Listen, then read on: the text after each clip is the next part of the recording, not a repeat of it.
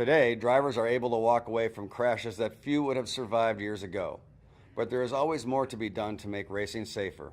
And there are no two men better qualified to talk about driver safety than Drs. Steve Olvey and Terry Trammell.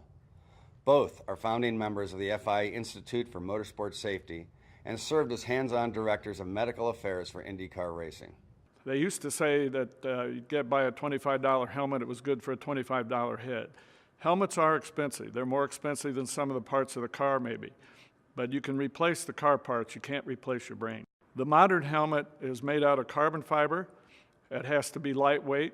It has energy-absorbing inner liners made of varying degrees, varying types of foam that all absorbs the energy of the crash.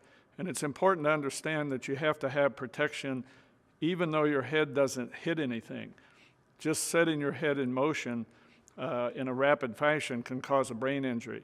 So the helmet, the lighter the weight it is, the better off you are. The HANS device has revolutionized safety over the last several years. It was basically introduced about 2002, and what it does is it keeps the head, the neck, and the thorax all moving in concert with each other in the same direction. It prevents the whiplash and violent motion of the head independent of the torso. And by doing that, it keeps the spinal cord aligned with the brain and already has saved countless number of lives. This is what happens when you don't have a HANS on. If you run this video, this is what really got us into wanting to have a head and neck restraint. Just doesn't look like a whole lot of an accident. 16-foot car goes over an 8-foot fence, not a big deal. You'll see it land on the other side. Really didn't do much damage to the car, got a little dirty. Driver was dead before he crossed the fence. Right? From the sudden deceleration, and that was a basilar skull fracture. So what's a head and neck support do? It's designed to reduce tension loads on the neck at the base of the skull without increasing compression load and rebound in order to prevent a basilar skull fracture. That's all it does.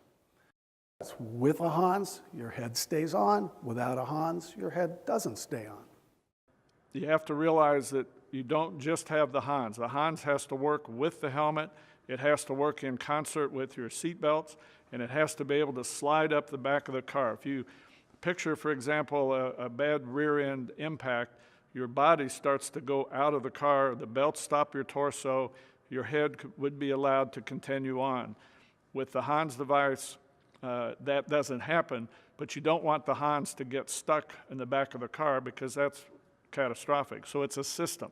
It all has to work together. The helmet, the HANS, the belts, and the seat. Cars at 6, end of the line is now getting to 5. It's important to understand that you don't have to hit your head to have a concussion.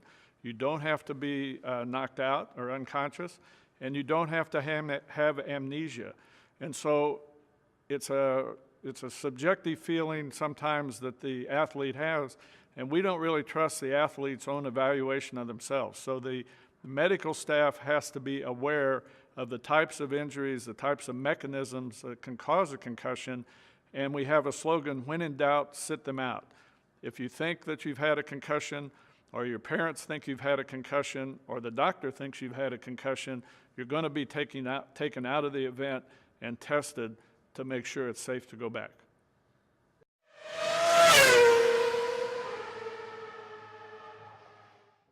I always put all of my emphasis in getting the absolute best helmet I could. I felt like if I broke an arm or a leg or tore something else up, that would mend pretty well, but your head is your absolute most important thing in life.